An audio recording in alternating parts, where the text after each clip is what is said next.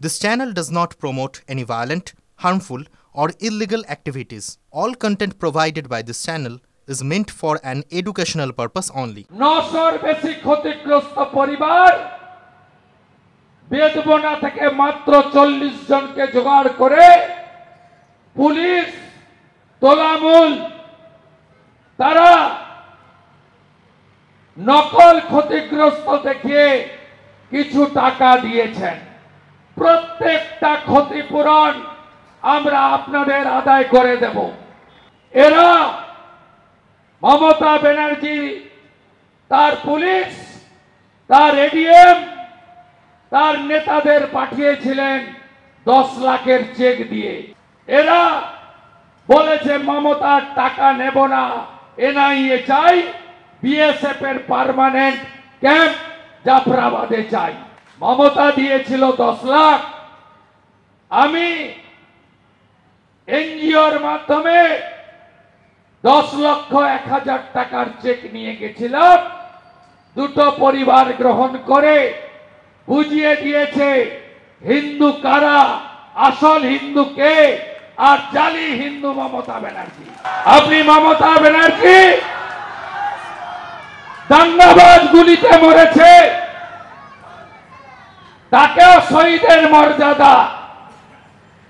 দাঙ্গা করতে এসেছিল, গুলি করে পুলিশ এবং বিএসএফ প্রাণে বাঁচার জন্য গুলি করেছিল, তাকেও বলছেন ওই দাঙ্গাবাজও এক। আপনি আজকে বলেছেন শামশেরগঞ্জের মৃত পরিবার দাঙ্গা করতে যে গেছিল তার বাড়িতে নাকি আপনি চাকরি দেবেন। আমিও বলে গেলাম আপনাকে হারিয়েছি আমিও এই পরিবারকে চাকরি দেব। আপনি পারলে আটকাবেন।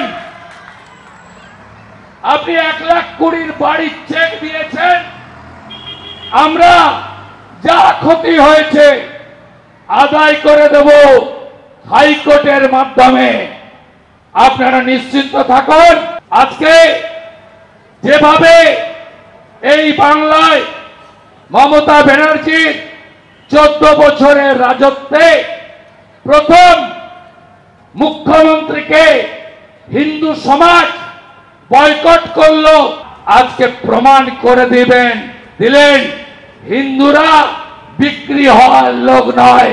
রাজ্যে 26 সালে হিন্দুরা জোট বেঁধে এই হিন্দু বিরোধী সরকারকে হটান। আমরা ইঞ্চিতে ইঞ্চিতে শুধু বদল নয় বদলাও আমরা নেব।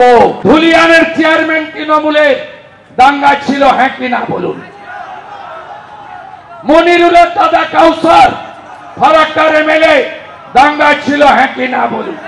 একটা গ্রামে যাননি আপনি, একটা বাড়িতে যাননি।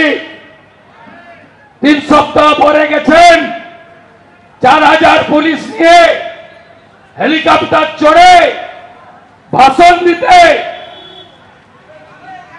ওখান থেকে 20 কিলোমিটার দূরে সুতিতে এই হিন্দু বিরোধী মুখ্যমন্ত্রী বিরুদ্ধে লড়াই হবে তো বলেছে। আমি তো দুটো বাড়িতে যেতাম, বিজেপি তুলে নিয়ে এসছে, বিজেপিকে তুলে আনতে হয়নি। উত্তর এরাই দিয়েছে। এর খুনের সিবিআই তদন্ত, এনআইএ তদন্ত, আর জাফরাবাদে স্থায়ী কেন্দ্রীয় বাহিনীর ক্যাম্প করার দাবি নিয়ে কলকাতা হাইকোর্টে এসেছে।